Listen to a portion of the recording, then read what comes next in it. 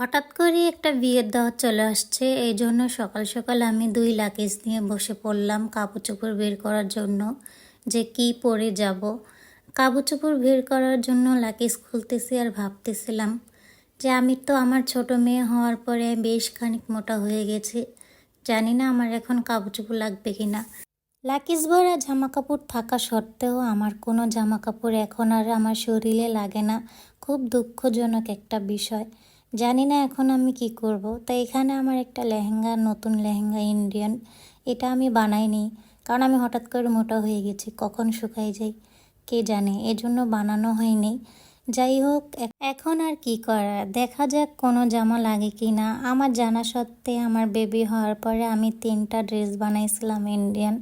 তো 3টা ড্রেসের মধ্যে আমি যে কোনো একটা বেছে নেব। তো আমি পরের লাগেজটা খুললাম।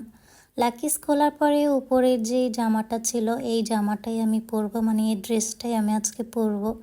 আরও 2টা জামা আছে, মানে ড্রেস আছে যেগুলো আমার গায়ে পারফেক্ট লাগে। এই 3টা ড্রেস আমি আমার বেবি হওয়ার পরে আমি বানাইছিলাম।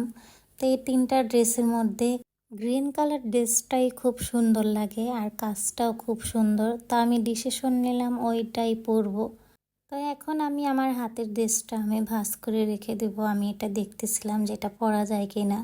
ভাবলাম যে এটা পরা যাবে না, ওই গ্রিন কালারটাই পরবো।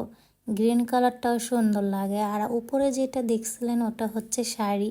তো আমার গ্রিন কালার ড্রেসটা কেমন হলো